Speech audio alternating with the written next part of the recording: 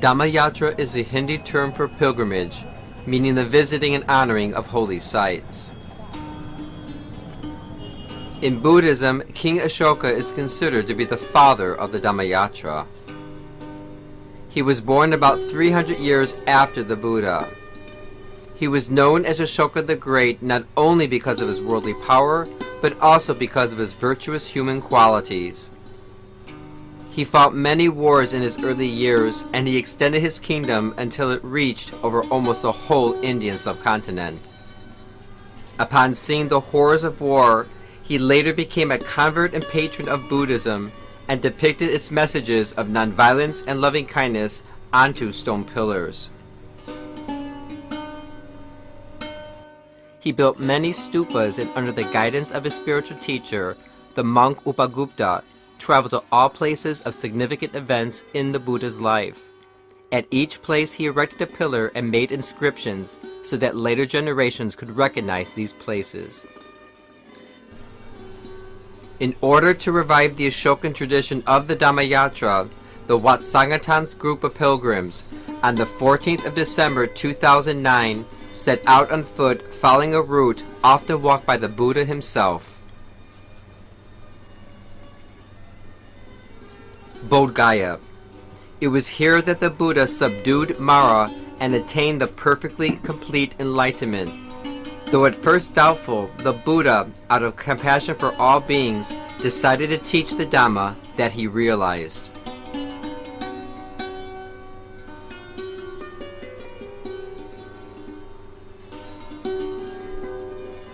About 13 kilometers from Bodh Gaya is Dungashuri Cave, where the Buddha practiced austerities for 6 years prior to his enlightenment.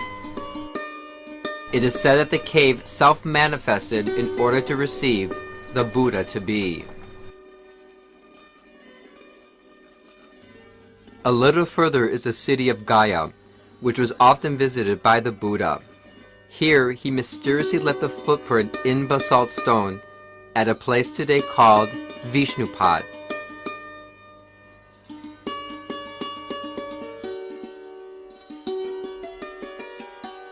A little outside of Gaya is Brahmayoni.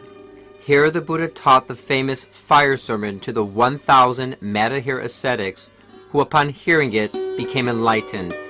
It was also from here that the Buddha declared that it's not by ritual bathing that one becomes purified, but by adherence to truth and to the Dhamma.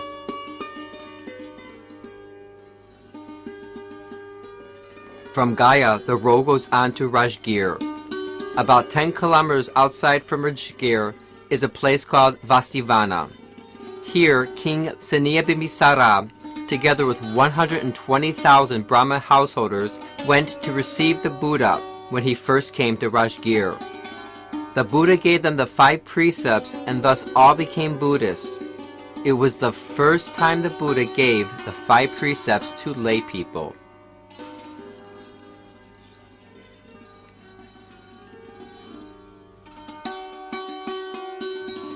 The city of Rajgir is often mentioned in the scriptures as a place frequented by the Buddha and his disciples. It was the capital of the kingdom of Magda, which was ruled by King Bimbisara. It was also one of the principal spiritual centers in India in those days. Many of the places around Rajgir mentioned in the suttas can still be visited today.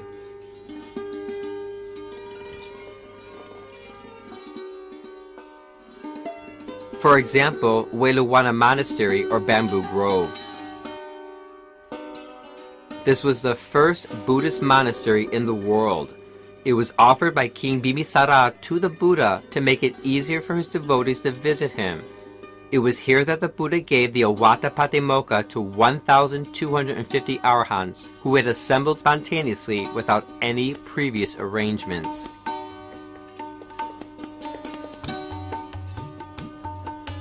Besides offering the Buddha the Weluwana Grove, King Bimbisara built a kuti on Gichakuta Hill or Vulture's Peak with a breathtaking view over the entire valley. Here the Buddha delivered the Lotus Sutra, a discourse of utmost importance to Mahayana Buddhists, and it was also here that his foremost disciple, Venerable Sariputta, became free of all taints without clinging.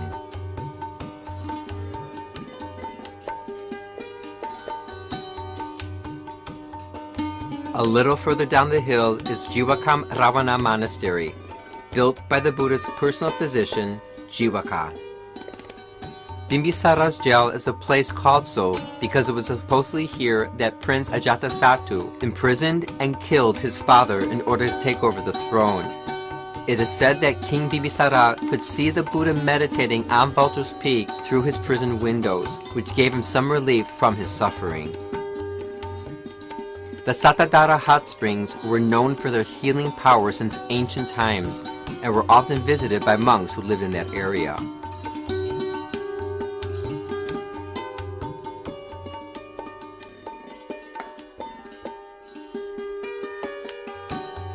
The Saptapani Caves is a place where the first Buddhist council was held about 6 months after the death of the Blessed One.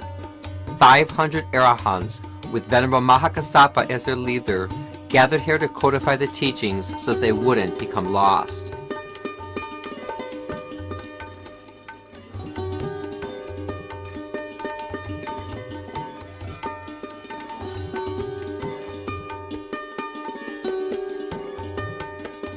A day's walk from Rajgir is Nalanda, foremostly known for its famous university. But it was also here that the Buddha's two main disciples, Venerable Sariputta and Venerable Mahamokkallana, were born and grew up.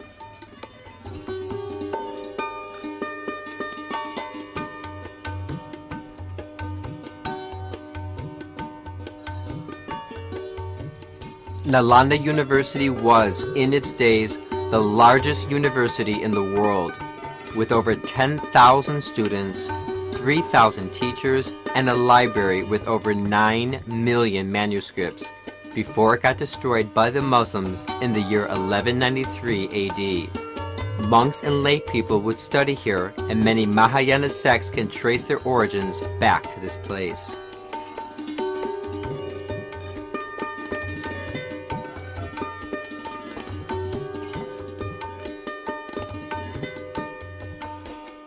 Patna is the modern capital of Bihar and is the largest city in the state. It lies at the banks of the Ganges River. Formerly, it was known as Pataliputra, and it was the capital of Magda. From here, King Ashoka built up and ruled his great empire. Here at his palace, King Ashoka also organized the Third Buddhist Council. Once a place of splendor, it had an 80-pillared pavilion. There is not much left of it today. It sits in the Victorian-styled garden.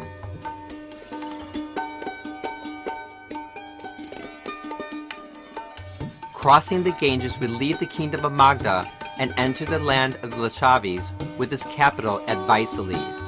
Like Rajgir, Vaisali was often visited by the Buddha and his disciples. It is said when the Blessed One first set foot on the soil of Vaisali, loud thunder, followed by a heavy downpour, purged the plague-infected city. It was also here that the first 500 nuns were ordained into the order. And it was also here that the Buddha spent his last wasa, or rains retreat.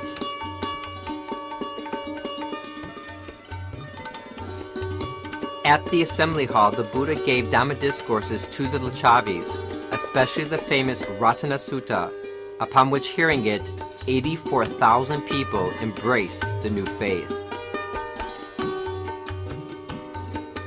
After the Buddha's cremation, his remains were divided into 8 equal portions and shared to the kings and leaders who had been followers of the Buddha during his lifetime.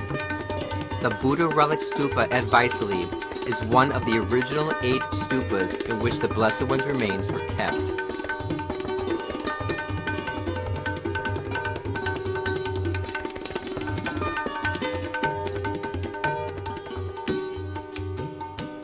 At Mahawana Monastery, the Buddha gave his last sermon. He reminded the monks that his whole teachings are encapsulated in the 37 Bodhipakkhiya Dhammas, classified under 7 groups. To commemorate this event, King Ashoka erected one of his pillars here. It is one of the few Ashoka pillars left, which survived almost undamaged through the centuries.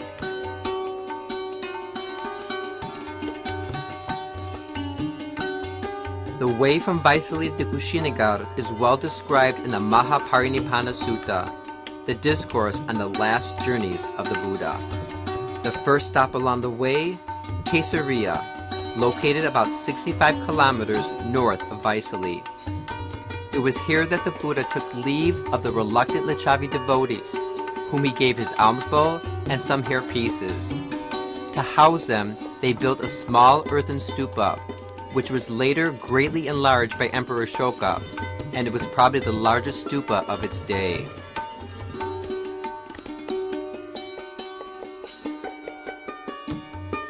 From Caesarea, the Buddha and his monks journeyed northward until he came to the city of Pava. There the goldsmith Channa invited the Blessed One to eat at his house. It was going to be the Buddha's last meal. The food Channa offered was unintentionally poisoned and it made the Lord seriously ill.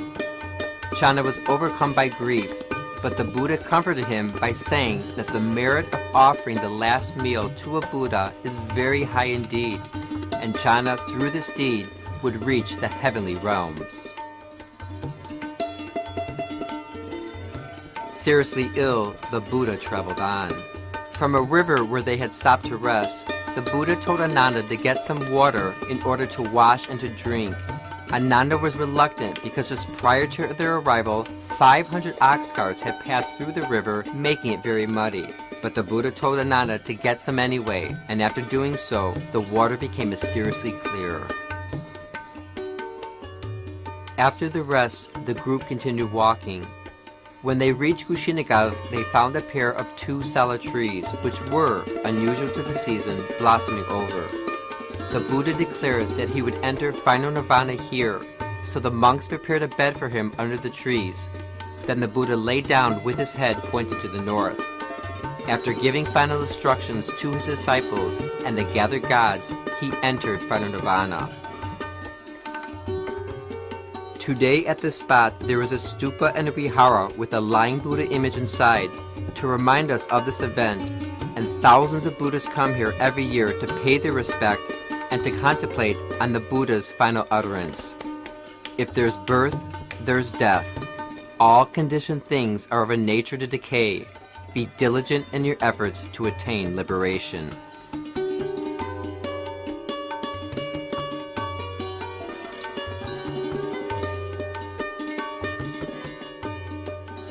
Further down the road is the Makuta Bandhana Chedi, which marks the place where the Buddha's body was cremated 7 days after his nirvana.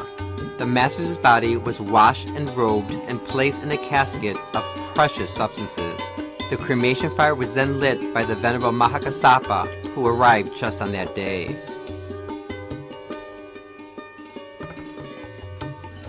Another place worth visiting within Kushinagar is the Mata Kuar Shrine. There are the remains of an old monastery and an elongated dark blue stone image of the Buddha sitting in the Bhumiparsa Mudra position, touching the earth. The Buddha's journey ended here in Kushinagar, but ours continued for another 7 days until we reached our final destination, Lumpini Grove in Nepal. Lumpini is the birthplace of the Buddha. At the time of the Buddha, Lumpini was a pleasure grove and was situated at the border of the Sakyan kingdom. As the story goes, Queen Mahamaya was on her way back home for the birth of the prince, but she needed to stop at Lumpini along the way. Grasping onto a sala tree for support, and while standing, she gave birth to the Bodhisattva. Immediately after his birth, he took 7 steps and proclaimed that he was the best among all beings in the universe. This was to be his final birth. Lumpini is a protected international Buddhist pilgrimage center in which all major sects of Buddhism are represented. The whole route from Bodh Gaya to Lumpini is 649 kilometers long, and it took our group 36 days to walk it. The daily stages were between 15 and 35 kilometers long. So how do we fare along? See for yourself.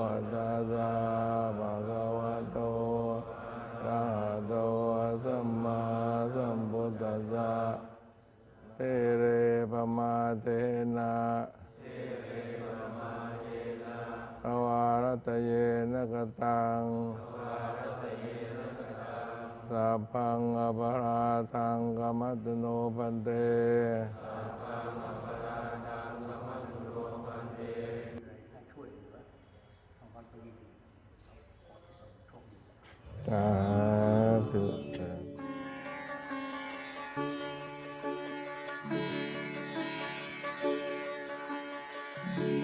एवं मे सुतम् एकं समयं भगवा सावध्यं विहरति चेतवने अनाथपिण्डिकस्य आरामे अथको अन्यतरा देवता अभिक्कन्ताय रत्या अभिक्कन्तवण्णा केवलकप्पं जेतवनं गोभासे स्वा येन भगवा उपसङ्गमित्वा भगवन्तम् अभिवादयित्वा एकमन्तम् अट्ठासि एकमन्तं हिताकोसा देवता भगवन्तं गाथाय अज्झभासि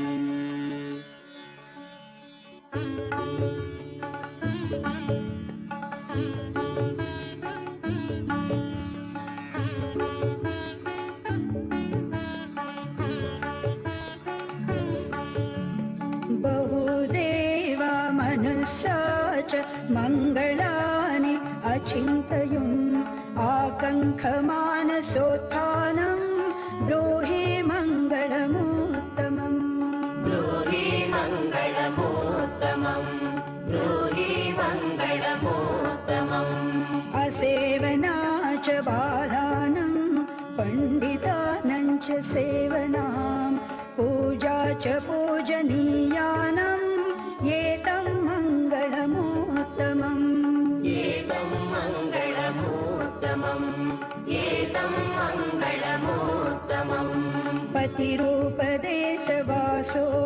च भोगे च कथ पुण्यता आत्तसम्मा फणिदि च एतं मङ्गलमुत्तमम् एतं मङ्गलमुत्तमम् एतं मङ्गलमुत्तमम् सचं च सिक्खं च विनयो च सुशिक्षितो सुभाषिता च या वाचा एतं मङ्गलमुत्तमम् एकं मङ्गलमुत्तमम् एकं मङ्गलमुत्तमम्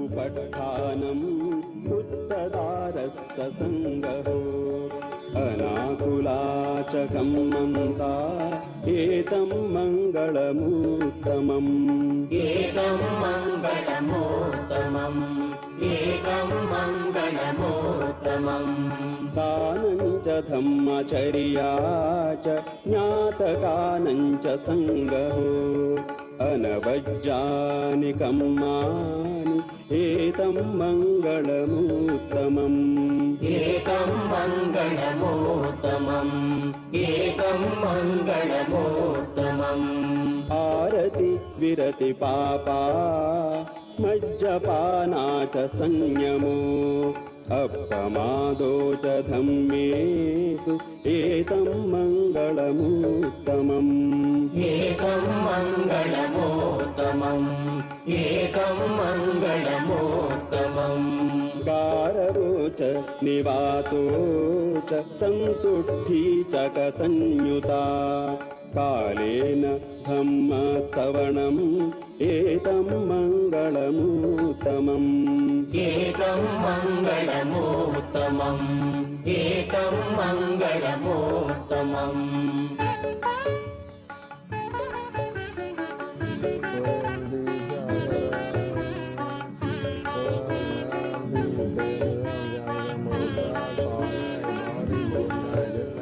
खन्ति च सोमसदा समनानं च दर्शनं कालेन धम्मसागरश्च एतं मङ्गलमुत्तमम् एकं मङ्गलमुत्तमम् एकं मङ्गलमुत्तमम् तपो च ब्रह्मचर्यं च आर्यसहजानदर्शनम् निम्मानसच्चिकिर्या च एतं मङ्गलमुत्तमम् एकं मङ्गलमुत्तमम् एकं मङ्गलमुत्तमम् पुट्टस्य लोकधर्मे चित्तं यस्य न कम्पति अशोकं विरजं क्षेमम् एतं मङ्गलमुत्तमम् एकं मङ्गलमुत्तमम्